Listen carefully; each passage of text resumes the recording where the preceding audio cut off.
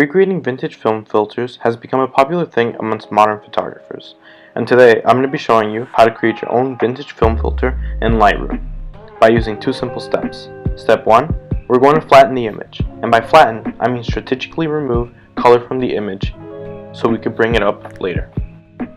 So let's start with camera calibration. Now what you see here is the normal calibration that Adobe gives you. But if you go all the way down to camera calibration, you're going to see that there's a specific panel to change for your camera specifically. Now I don't know what any of that means, but I know that if I change this stuff, it's going to make my photo look cool. So the first thing I do in camera calibration will be to mess with my reds. Now I know that if I take this up, it's going to give me an orange warmth look to my photo, which is what I'm looking for. So I'm going to take it up to a 45, and I'm going to bring the saturation down to a -10.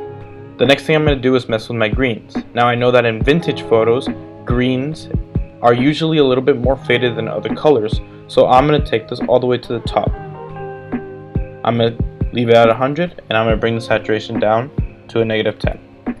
Now the second thing we're going to mess with is our tones. Now our tones are split into 5 different categories: our exposure, our contrast, our highlight, shadows, whites, and blacks. Our highlights mess with anything that reflects light. Our shadows are anything that is hidden by the sun's shadow. Our whites are the full color in this image, and our black is, well, our blacks. So what we're going to do is we're going to try to flatten the image using our highlights, shadows, whites, and blacks. I like my exposure and I like my contrast. Those are all things I've set inside the camera before I took the photo. Now with highlights, as you can see, if I raise it, the reflection will raise. If I bring it down, the reflection will come down. Now what I'm looking for is her natural skin tone. So I'm going to bring the highlight to a -15. Now our shadows are a little bit dark, and I want you to see the greens in the background. I want you to see those trees.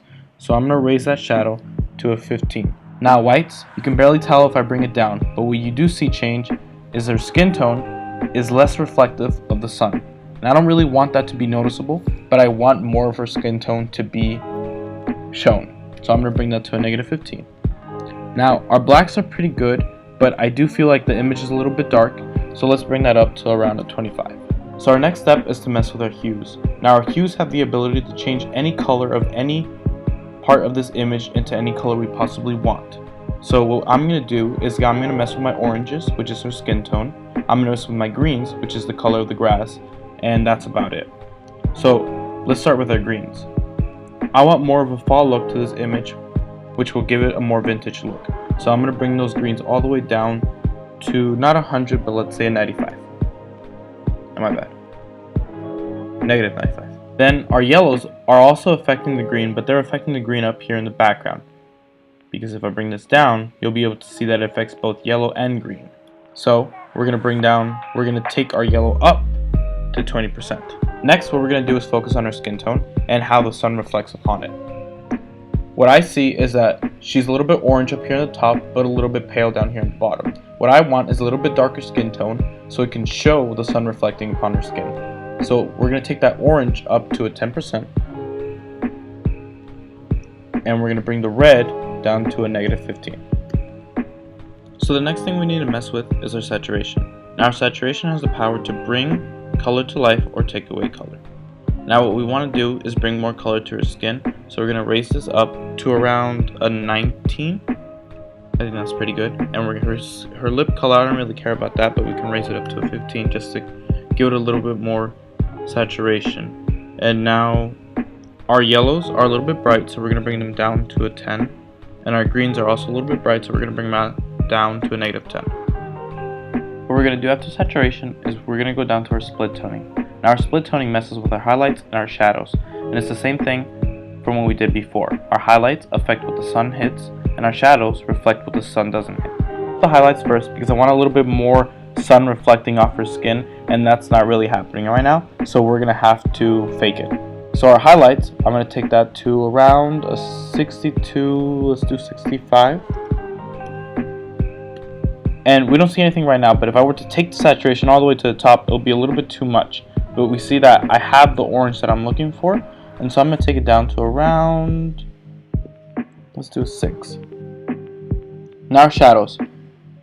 Our shadows are very important because that's what's going to affect the background. So if I were to choose like a purple and then take it all the way up, it's going to give me an ugly look. So what I'm going to choose is this nice green color, a little bit of blue, a little bit of green, and I'm going to take it down to around a 20. Now the balance between these two is very important. Now this is how it's going to blend in together, whether I want more highlight to be shown than shadow. So I'm going to take this all the way up to around a 70. And you're going to see that this becomes brighter and shadows become a little bit less bright.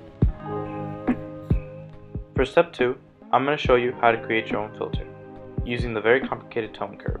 Now, this takes a lot of time to learn, but I'm going to give you the fastest summary possible because I already hit 5 minutes and I really don't want to bore you. Tone curves is where your creativity can shine. This is where you're going to create your own filter with using highlights, shadows, and your hues and your saturation. Right now, we're on red, green, and blue, every single color that is in this photo. But I'm going to show you specifically red, and I'm going to speed past the rest of them. Now there's 4 points to a tone curve. There are shadows, there are darks, there are lights, and there are highlights. And so in red, I'm gonna bring down my shadows just a little bit to get that green in the shadow. Now it's not gonna look good, but you're gonna see after a process that it's gonna look a lot better. So I'm gonna take this up here, and I'll bring this right there. I specifically made for red to be in front. That's why it's in my highlights and lights, and I made for green to be in the back, because that is my shadows and that is my darks.